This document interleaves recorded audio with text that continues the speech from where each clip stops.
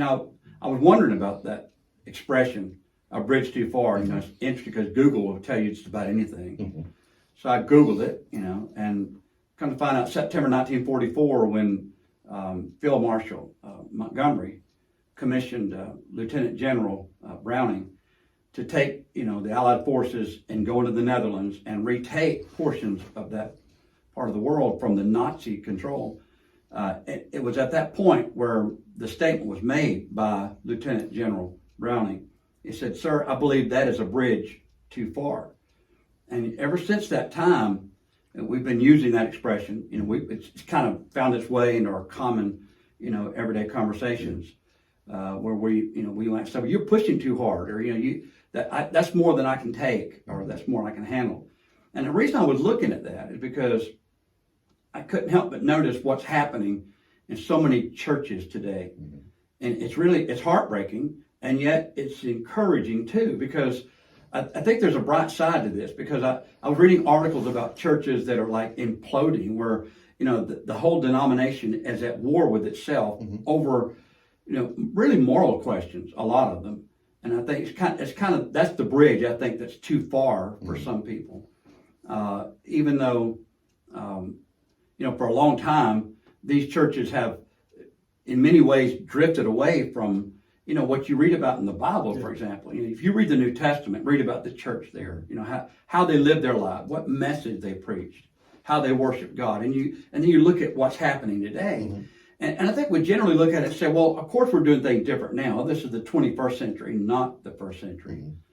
And so since we are here in this, developed age, or whatever, how you want to describe it, we're going to do things differently. But that assumes a lot. It assumes, for example, that we have the right to change, the pattern that we see in the New Testament. We can do things different than they did in the Bible. And when you do that, you might find, for example, in the 60s and 70s, that the question of marriage and divorce and remarriage became one of the hot button issues of the day. I remember that as a child, and a lot of preachers were preaching sermons on, whether you should get divorced at all under any circumstance, and what the Bible says about it, one way or the other. But it kind of got to the point where churches just gave in on it, and they didn't care anymore. There was no standard at all, and you could be married, divorced, or you could even be living with someone without the benefit of marriage. So we went from, in the 60s and 70s, where you're shacking up with somebody, to, I'm just cohabitating, I'm just sharing space with someone that I care about. And so we try to find ways to doctor all that up, but it just kind of reflects a shift in the way we did things. And I think the average member of these churches saw that, and they were troubled about it, and they didn't like it, a lot of these trends. But we've kind of gotten to a point now where they're looking at it and saying, wait a minute, you're asking me to accept homosexuality. And then beyond that, you want me to accept transgenderism, and meaning that in this particular church, you want me to accept a transgendered person to be our preacher, our pastor for this church. And a lot of people see that and they're like, whoa, wait a minute. And they're kind of like, Lieutenant General Browning, Yeah. How do we get to this point? Yeah, how did we get here? Yeah. And I think that's a good question. Because people are saying, hold on, I can't do that. I got to go. We got to back up here a minute. But the question is, Carol, back up to what? What is it that you're upset about? I guess is the question we all need to ask ourselves. Yeah. If that bothers me in particular, why that and not something else? I just mentioned a couple of issues that came before, just off the top of my head, where you can kind of see a trend in my short lifetime where you go from, having strong stances here to we don't have a stance at all. Yeah. But you ask, how did we get here? And that's a good question. Even from the dawn of time, we see a tendency, I guess is the best way to describe it, on the part of human beings to kind of just go their own direction, do their own thing, like Cain and Abel, the two first named children of Adam and Eve. And what do we find them? Well, they're worshiping, Genesis chapter 4. And one of them was accepted by God and his worship, and the other was rejected by God and his worship. And it kind of raises the question, why was Cain rejected? And, in the New Testament book of Hebrews, he tells us because he did not offer his worship by faith. I mean, not subjective faith, but objective faith, where God obviously had revealed what he wanted. And I guess Cain just felt like, oh, I'll do what I want. I'll do it. I'll approach God on my terms.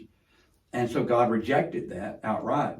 And it led to the first murder. So it kind of spirals that way. But if you look at the Christian faith, and starting in the first century, when it first exploded into the Roman world around the Mediterranean basin in particular, you read about it in the New Testament, the book of Acts, and you see how this simple message that God loves sinful man so much that he sent his son to die for us, that he was buried and on the third day resurrected by the power of God, never to die again. Yeah. So as a human being, he was raised, which gives us hope. And that's the message that was preached around the Mediterranean basin and exploded. In fact, it was so popular that there were some that accused those apostles in the first century of quote unquote turning the world upside down. And you think if we could just get back to that simple yet powerful God-breathed message and just follow that. But you know, Carol, I think the problem is a lot of people would agree with what I'm saying. They said, well, yeah, we just need to follow the Bible, and that's what we're trying to do. I think it's really more of a question of consistency. Am I consistently following the New Testament? Am I consistently saying, before we proceed on this, before we act on that, or before we believe this or teach that, we need to consult the standard. In this case, it would be the 27 books of the New Testament. What did the Holy Spirit, through the apostles and prophets, reveal on whatever subject? So, you know, the question of transgenderism, homosexuality, we already know the answer to those questions because, you know, Paul dealt with that extensively, the Apostle Paul, in 1 Corinthians, in Galatians, Romans. I mean, there's a catalog of sins. Then it's not just homosexuality, it's fornication, adultery, drunkenness, covetousness, anger, wrath, malice. These are all, as he describes it, works of the old man, works of darkness. And as Christians, you know, we're to put off all those things. And so God has a standard for that, but he also has a standard for worship. You know, it's kind of like today when we think about what do we do when we go to church on Sunday, which that kind of raises another question too. Should we even go to church? You know, a lot of people say, I don't need to be at church. And what's church got to do with anything? But so again, that gets back to the question of, are we following that pattern, that body of teaching? Paul called it in Ephesians 4, the faith. Are we following the faith consistently? Well, if we are, then yes, we're going to assemble. But when we assemble, what are we going to do when we get there? And again, if we're just following the New Testament, we know that they worship by singing. There was no accompaniment of any kind of instruments other than the heart, and that's specified, Ephesians 5:19. But you know, when you think about worshiping from the heart in song, they also had prayers. They had exposition of the word, where someone would stand and read the scriptures and expound on them, preach. We call it preaching. They gave of their means, and they would bring free will offerings of money and put it, you know, in some type of collection.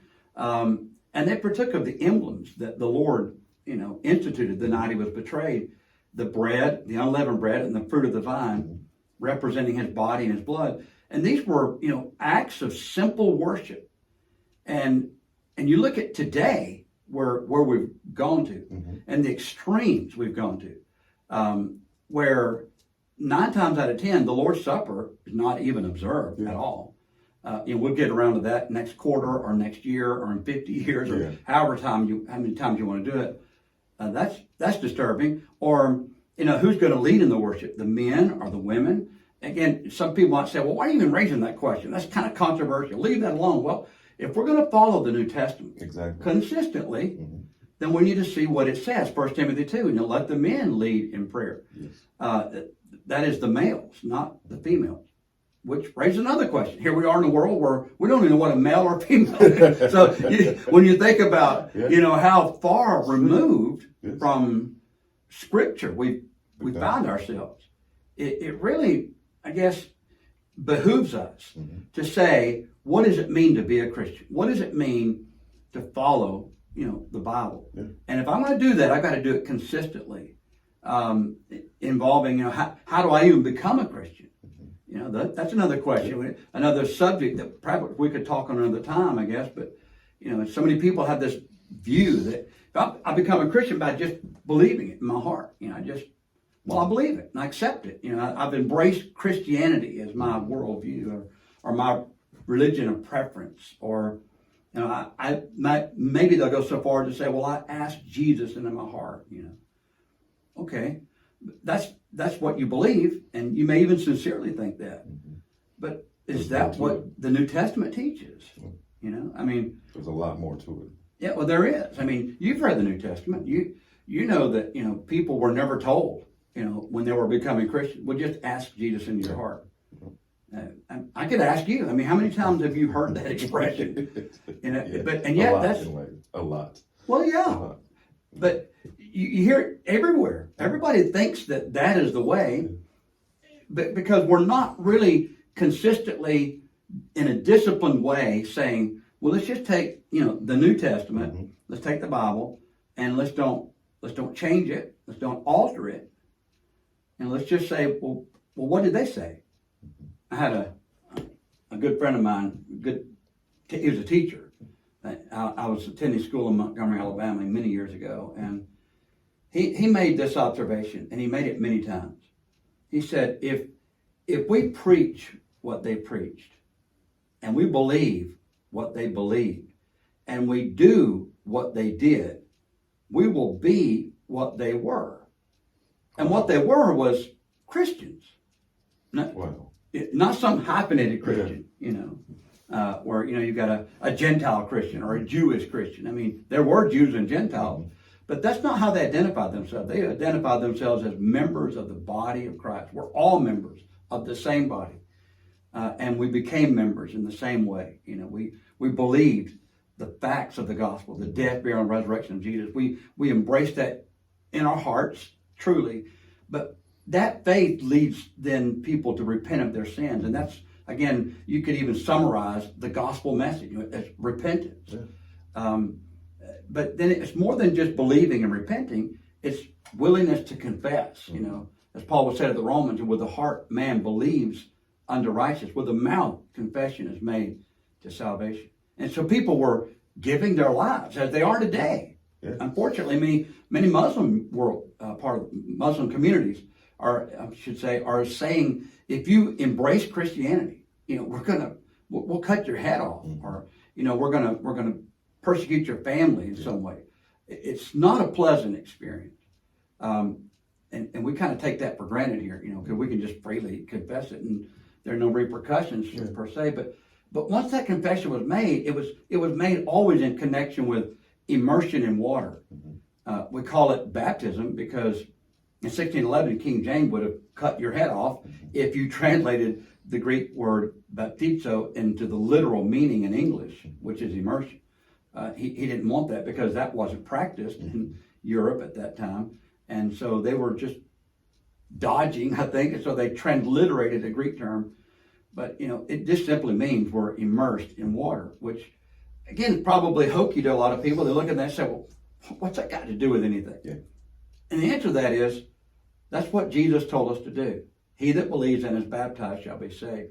That's what he said just prior to going back to heaven. And again, you could take issue with that. You could say, I don't believe that. I don't like that. I disagree with that. But when you do that, you're actually taking issue with what Jesus said. Yeah. You know, and that kind of puts you in a really tough spot. You need to think, what am I doing here? So my point here is not to get sidetracked on these various issues, but to just think about, what is that bridge too far? How did we get to a point where there's a mass exodus from many of these churches today? People are just throwing their hands up in despair saying, I can't go there. I can't do that.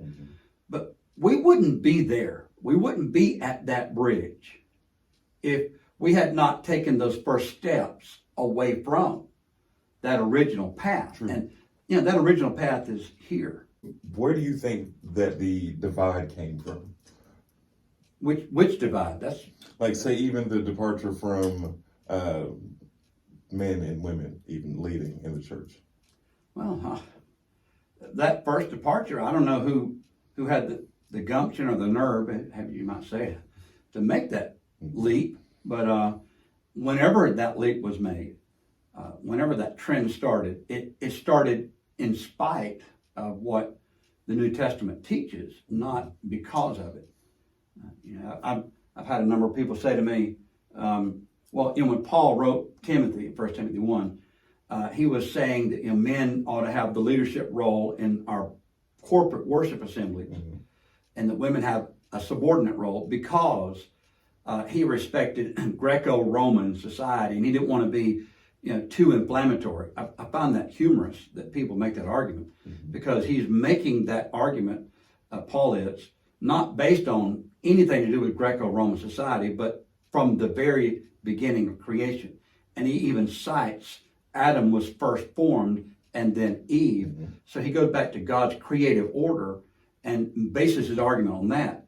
Besides, where did they get the idea that Paul was very sensitive to Greco-Roman culture when he's up there saying things like, homosexuality is against nature, it's abominable, it's worthy of death? That flew in the face of Roman culture and society. And yet that's how he opened the book of Romans, chapter 1, beginning verse 18. So he didn't have any problem taking on the culture of his day. In fact, he changed it to the point that people would say, you turned the world upside down. Because he went against the grain. And New Testament Christianity has always been that way. It goes against the grain. If you find that your approach to Christianity is acceptable, palatable to the world's standards, you really need to re-examine where you are. Because even Jesus said, don't marvel if the world hates you. It hated me before it hated you. So, we really need to be serious about, am I a Christian? Do I want to go to heaven when I die? Is this what I believe? Do I believe rather this is all there is, or do I believe there's something more to my existence? And I happen to know in my heart, beyond any question, that there is an afterlife, that we do have an eternal nature. We'll shed this body, but it will be reorganized, reanimated, but it will be changed into an immortal body. Maybe I'll have hair. I don't know. I'm not sure what it'll look like, but I do know that there's going to come a time when I will be different. Yes. But I'll still be me. I'll still have my identity. But I'll live on one of two destinies. Either I'll be with God in glory, or I'll be with the devil and his angels. And I can't imagine that. But, no. Yeah, that's a horrible thing to think of. So what do you feel as though people need to do nowadays? Like, what if you could tell every preacher out there, can we just do this one thing, what would it be? Well, that's a really good question, and it's a great challenge. My challenge would be to everyone that might hear what we're talking about today or think about what we're saying, is to have the courage in your heart, the courage of your convictions, to use the words of Samuel. Speak, Lord, your servant is listening. And what I mean by that is to have the courage to say, I believed a certain thing, a certain way, my whole life. My family believed it. In fact, it's my family's religion. It's our tradition. Okay, but is it the will of God? Is this in keeping with what the Bible said? Again, I know in the back of people's mind they're saying, yeah, but you're going to read this Bible and you're going to walk away with this interpretation, and someone else is going to read the same text. They're going to draw a different conclusion. I know that's a very popular view, but I don't accept it, because it's really a cop-out. I think it's said more often than not for people that are either not willing because they lack the courage to go wherever the truth leads them, or they're lazy and don't want to take the time to ask, where is the truth going to lead me, and what does it involve?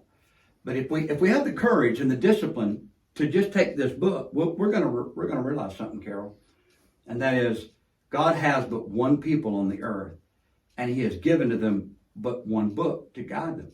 He didn't give a message to me and my group and a message to you and your group.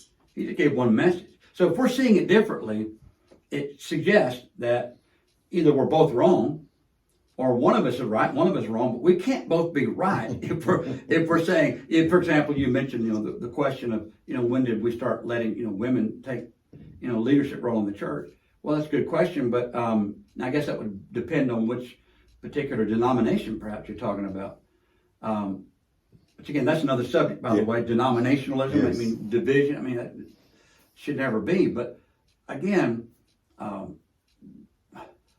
did we get there? And I think it's because people were willing to just accept and embrace, what they felt or what others told them, rather than what does the book say? Because this book only says one thing on that subject. It doesn't say something to me and then something to you. So I honestly believe if you and I are reading from the same book and we have an open and honest heart, and that's the challenge, an open and honest heart, we're going to wind up saying the same thing. We're going to believe the same thing. We're going to speak the same thing. Incidentally, Paul said to the church at Corinth, that's what they should be doing, having the same judgment, the same mind, and speaking the same thing. But unfortunately, we don't see that today. We see a myriad of voices on every question imaginable, because everybody thinks, well, I can just interpret it the way I want However I want. That kind of nullifies it, doesn't it? Because come judgment day, I'm not going to be judged based on what I felt or what you thought or what my family believed or taught me, but on the word of Jesus. He said, he that rejects me, receives not my word, has one that judges him. The word that I've spoken, the same shall judge him on that day. John 12:48. So, I mean, that's a powerful thought. Yes. And it's a challenge. And I'm glad you brought that up. And I hope that we would all be willing to sit back and say, now that we've gone this far on this bridge, we realize, okay, something's wrong here.